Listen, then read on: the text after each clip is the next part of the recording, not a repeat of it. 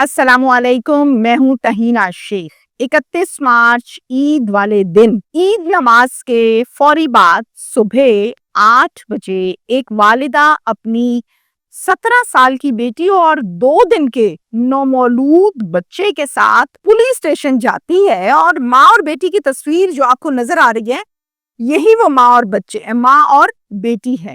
ماں S H O کو بتاتی ہے کہ یہ ایمن ہے، میری بیٹی ہے، 17 سال اس کی عمر ہے، اور یہ جو 2 دن کا نومولود بچہ ہے اسے میری بیٹی نے جنم دیا ہے۔ یہ بیٹی میری کنواری ہے، اس کی ہم نے شادی نہیں کی اور بیٹا پیدا ہو گیا اس کے گھر۔ ایس ایچ او حیران پریشان کہ شوہر نہیں ہے، شادی ہوئی نہیں، کنواری لڑکی ہے، بیٹا پیدا کر لیا، ہو کیا رہا ہے عید والے دن؟ والدہ کہتی ہے آج سے 9 ماہ پہلے میری بیٹی کے ساتھ غلیظ کام ہو گیا تھا جس پر یہ بیٹا پیدا ہوا ہے۔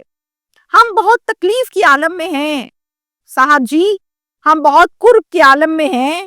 میں آپ کو اپنا دکھ نہیں بتا سکتی کہ میرے تو پلے ہی نہیں بچا، میری تو کمر ٹوٹ گئی ہے۔ ایس ایچ او حیران پریشان ساری کہانی روداد ایس ایچ او کو سناتی ہے۔ یہ دکھی ماں اپنی بیٹی کے ہمراہ اور اس 2 دن کے بچے کے ہمراہ ایک ایف آئی آر درج ہو جاتی ہے پولیس اسٹیشن میں، اور اس حوالے سے میری ٹیم کے ساتھ رابطہ کیا جاتا ہے کہ یہ مسئلہ بن گیا ہے، اور بھی بہت کچھ ہے اس میں آپ کو آگے چل کر بتاؤں گی۔ میں خود وہاں پر اپنی ٹیم کے ہمراہ گئی، پورے پروگرام کو ریکارڈ کیا، حقائق جانے، تصدیق کی، اور جتنا اللہ نے اختیار دے رکھا تھا اتنا استعمال کر کے ان کے دکھ کو کم کرنے کی اپنی طرف سے بھرپور کوشش کی۔ تفصیلات یہ ہیں کہ قصور میں یہ افسوسناک واقعہ پیش آیا ہے۔ قصور کا ایک کوٹ رادھا کشن کا علاقہ ہے، وہاں پر یہ وقوع پیش آیا جہاں پر گھر کے سربراہ ہیں محمد صدیق، اور صدیق کی جو بیوی ہے ان کا نام ہے روبینہ۔ ایمن فاطمہ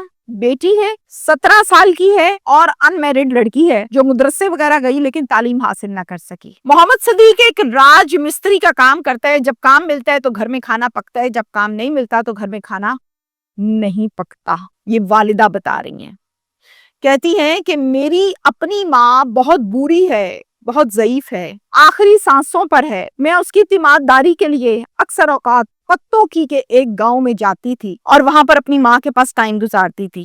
گھر پر پیچھے بیٹی کو چھوڑ کے جاتی تھی اور بیٹی کو یہ سمجھاتی تھی کہ بیٹا گھر کا خیال رکھنا، یہ جو ہمارے 2 جانور ہیں ان کا بھی خیال رکھنا، ان کو اندر لے کر آنا، رات کے ٹائم صبح کے ٹائم باہر لے جانا، تمہاری نانو بیمار ہیں، میں ان کی تیمارداری کر کے آ جاؤں گی، خیال رکھنا۔ تو بیٹی کہتی تھی جی امی آپ پریشان نہیں ہو، میں سنبھال لوں گی۔ ایک دن پیچھے سے آئے ہیں 2 لڑکے بائک کے اوپر، اور یہ دونوں لڑکے اسی محلے کے اسی گلی کے رہنے والے ہیں۔ ایک کا نام ہے کفایت اور دوسرے کا نام ہے عنایت۔ عنایت جو ہے وہ بڑا والا ہے، کفایت چھوٹا والا ہے۔ یہ دونوں آئے ہیں، کفایت نے پسٹل لگایا ہوا تھا اپنے ساتھ، دونوں اندر آئے ہیں میری بیٹی کے پیچھے پیچھے، اور اندر آ کے کفایت پسٹل لگا کے پسٹل کو سیدھا لہراتے ہوئے دروازے کے پاس خیال رکھتا رہا، اور عنایت اندر کمرے میں میری بیٹی کے ساتھ زیادتی کرتا رہا، اور ساتھ میں زیادتی کرنے کے بعد یہ کہہ کر گیا کہ اگر تم نے کسی کو بتایا تو میں تمہیں گولی مار دوں گا، اور تمہارے باپ کو بھی گولی ماروں گا، تمہاری ماں کو بھی گولی ماروں گا، پھر کر لینا میرا جو تم کر سکتی ہو۔ تو بہتری اسی میں ہے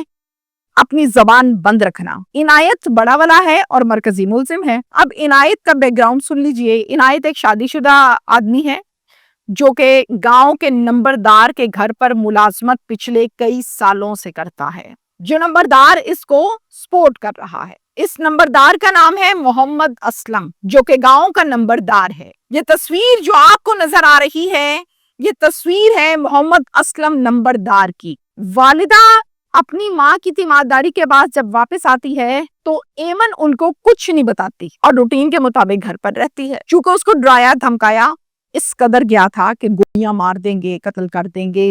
ایمن اس زیادتی کے ٹائم اور اس کی وجہ سے پریگننٹ ہو جاتی ہے۔ اب وقت کے ساتھ ساتھ جیسے جیسے باڈی شیپ چینج ہوتی ہے، ایمن اپنی ڈریسنگ کو چینج کرنے لگتی ہے، کھلے کھلے کپڑے پہنتی ہے، چادریں لپیٹتی ہے کہ کسی کو پتہ نہ چلے۔ ایمن چونکہ 17 سال کی ہے، جو میں بچی سے ملی، لڑکی سے ملی، تو مجھے کوئی اتنی وہ ہوشیار چالاک لڑکی نہیں لگی۔ تو اس تلخ حقیقت کو وہ جانتی بھی نہیں تھی کہ اس کے ساتھ ہو کیا گیا ہے۔ 4 ماہ تک تو اپنے آپ کو چھپاتی رہی، پھر اچانک سے ایک دن چکر آئے، بے ہوش ہو کے گر گئی۔ جب زمین پر گری، ماں نے اٹھایا، بھائی نے اٹھایا، ہاسپٹل لے گئے تو ہاسپٹل والوں نے ایگزامینیشن کرنے کے بعد باہر آ کر یہ کہا، آپ کو بہت بہت مبارک ہو، آپ کے گھر بچے کی آمد ہے۔ ماں نے کہا، او کیڑی مبارکاں دے رہے ہو، میری بچی کواری ہے، ہن مینوں دسو میں مبارک لواں کہ گولی ماراں اپنے آپ نوں یا انہاں نوں؟ جس پر ماں زور زور سے چیخو پکار کرنے لگی۔ ایمن کو بلایا، گھر آئے اور پوچھا، ایمن میرے جڑے ہتھاں دی لاج رکھی، دستے کی رول ہے؟ ایمن نے ساری بات تفصیل سے بتائی کہ جب آپ گئی تھی نانوں کی عیادت کے لیے، اعتماد داری کے لیے، تو عنایت آیا تھا، کفایت آئے تھے، یہ مجھے مارتے بھی تھے، یہ پسٹل دکھاتے تھے اور میرے ساتھ زیادتی کرتے تھے۔ میں نے کہا تھا کہ میں امی کو بتاؤں گی تو کہتا ہے تیرے پیو نوں گولی ماراں گا۔ میں بہت ڈر گئی تھی، بہت خوف کھاتی تھی۔ جب کبھی گھر سے باہر جاتی تھی تو یہ کھڑے ہو کے مجھے پسٹل دکھاتا تھا، تو میں نے ڈر کے یہ بات آپ لوگوں کو نہیں بتائی۔ کہتی اچھا۔ نمبردار کے پاس سیدھا چلی جاتی ہے اس کی ماں اور جا کر کہتی ہے، نمبردار صاحب تواڈے ملازم نے میری بیٹی دی عزت خراب کر دیتی ہے۔ نمبردار کہتا ہے، اس کا نکاح کر دو ملازم کے ساتھ۔ کہتی ہے، نہیں میں کیسے نکاح کر دوں، وہ تو پہلے ہی شادی شدہ ہے، میں کواری بچی کیسے دے دوں بچوں کے باپ کو؟ جواب آتا ہے، پھر کر لے جو کرنا ہے۔ کہتی ہے، آپ میرے ساتھ تھانے چلیں۔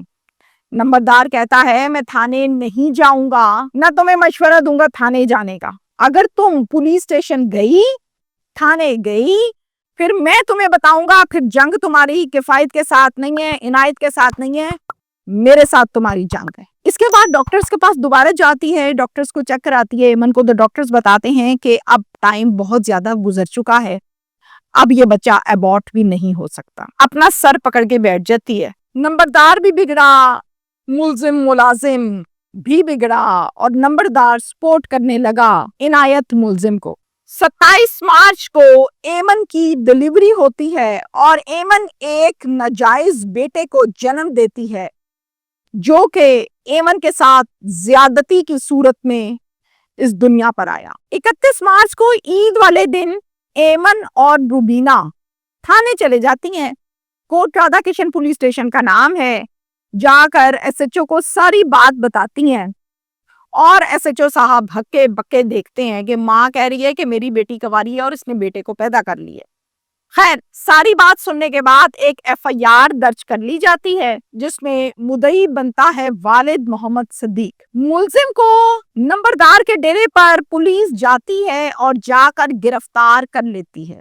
اس بات پر نمبردار محمد اسلم کو مزید غصہ آتا ہے کہ میرے ڈیرے پہ پولیس آئی تو آئی کیسے، میں نے اس کو منع کیا تھا تھانے نہیں جانا، گئی تے گئی کداں۔ اس پر نمبردار مزید بگڑ جاتا ہے، چونکہ وہ قانونی کارروائی نہیں کرنا چاہتا تھا اور منع بھی کر چکا تھا۔ اب کیا کرتا ہے، والد کو، والدہ کو، ایمن کو اور ناجائز بیٹے کو ڈیرے پر بلا لیتا ہے، ساتھ گاؤں کے اور لوگوں کو بھی بلا لیتا ہے، بلا کر خوب ان کی تذلیل کرتا ہے۔ کہتا ہے، تم دھندا کرنے والی عورت ہو، اپنی بیٹی سے دھندا کرواتی ہو، اس کی کمائی کھاتی ہو، تم جیسے گندے لوگ میرے گاؤں میں نہیں رہیں گے۔ ان کو خوب گالیاں دیتا ہے، وہ گھر جس گھر میں یہ رہتے ہیں وہاں سے بے دخل کرتا ہے، اس گاؤں سے بے دخل کرتا ہے اور ذلیل کر کے وہاں سے نکال دیا جاتا ہے۔ اب کیا ہوتا ہے، یہ اپنی بیٹی ایمن کو لے کر اپنے بھائی کے گھر پر جو کہ آلریڈی کرائے پر ہے اور 2 کمروں کا کچا گھر ہے،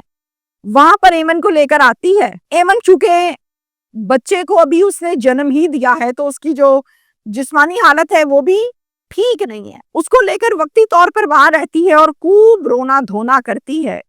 کوئی اس کی بات سننے والا وہاں پر نہیں ہے۔ اس فیملی نے میری ٹیم کے ساتھ رابطہ کیا اور اپنا سارا مسئلہ بتایا، جس پر میں نے یہ تہیہ کیا کہ میں حق سچ کے ساتھ کھڑی ہوں گی۔ میں گئی خود وہاں پر اپنی ٹیم کے ہمراہ، ان کی ساری بات سنی اور پھر ان سے نمبردار کا ایڈریس لے کر نمبردار کے ڈیرے پر گئی اور ان سے میں نے سوال کیا، نمبردار صاحب سلام۔ کہتے ہیں وعلیکم السلام۔ میں نے کہا نمبردار صاحب یہ کیا معاملہ ہے؟ کہتے ہیں جی کمی لوگ نے، تانوں نہیں پتا کمی انج دے ہی ہوندے نے۔ کمی کا لفظ سننے کی دیر تھی، میں نے سوال کیا کمی کون ہوتا ہے؟ کہتے ہیں جو چھوٹے چھوٹے کام کر دینے۔ میں نے کہا جی کون سے چھوٹے کام کرتے ہیں؟ کہتے ہیں مجھا نچارا پانا تے سانبھنا تے کمی لوگ۔ میں نے کہا جی پیسوں سے کوئی کبھی کمی نہیں ہوا کہ جس کے پاس زیادہ ہے وہ اچھا ہے, جس کے پاس کم ہے وہ کمی ہے. نو, کمی وہ ہوتا ہے جس کی حرکتیں کمیوں والی ہوں.